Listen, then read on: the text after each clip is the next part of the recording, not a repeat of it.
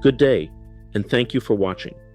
If you are involved in a family law case in California, especially one involving child support or spousal support, there is one concept you need to understand.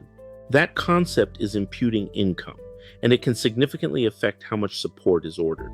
Let's start with the basics. Imputing income means the court assigns an income to a person, even if they are not currently earning that amount. In other words, the court looks at what you could be earning, not just what you are earning. Now, here's the key.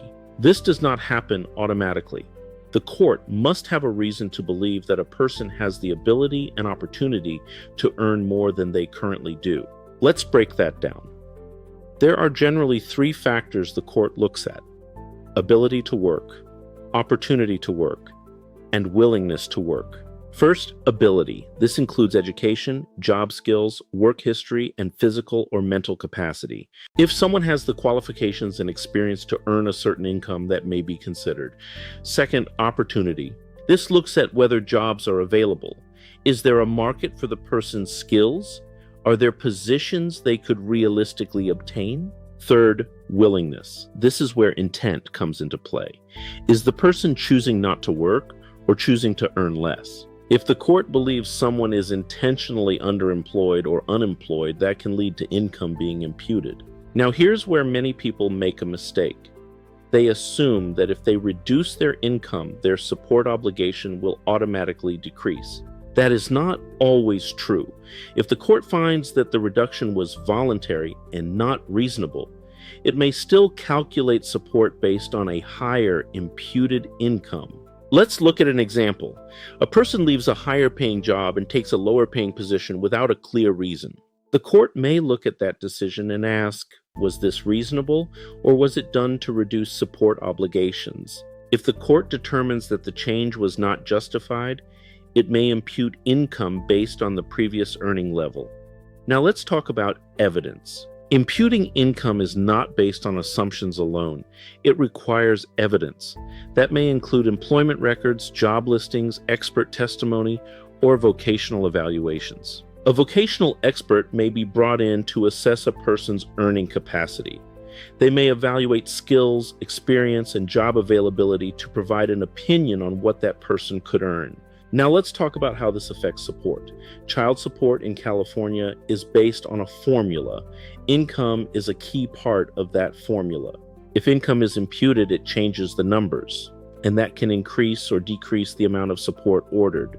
The same applies to spousal support, although the analysis may be more flexible. Now let's address another important point. Imputing income is not about punishing someone. It is about creating a fair and realistic assessment of financial responsibility. The court is trying to ensure that support is based on what a person can reasonably earn, not just what they choose to earn. Now let's talk about defenses. If you are facing a situation where income may be imputed, you need to be prepared to explain your circumstances. Why are you earning what you are earning? Is there a valid reason for a change in income? Health issues, job loss, market conditions. These factors can be relevant, but they must be supported with evidence. Now, let's talk about strategy. Whether you are seeking to impute income or defending against it, this is not just about numbers. It is about presenting a clear picture. Work history, efforts to find employment, current circumstances. All of these factors need to be explained and documented. Now let's discuss timing. Imputing income can come up at different stages of a case: during initial support hearings, during modification requests, or when there are changes in circumstances. Understanding when and how to raise this issue is important. Now let's look at the bigger picture. Family law cases are not just about current income. They are about fairness, responsibility, and ensuring that financial obligations are met in a way that reflects reality. Imputing income is one of the tools the court uses to achieve that. Finally, let's talk about expectations. Not every case will involve imputed income, and not every request will be granted. But when the issue arises, it can have a significant impact. That's why it's important to understand how it works and how it applies to your situation. In conclusion, imputing income in California family law means the court may look beyond what you are currently earning and consider what you are capable of earning. It is based on ability, opportunity, and willingness, and it can affect support orders in a meaningful way.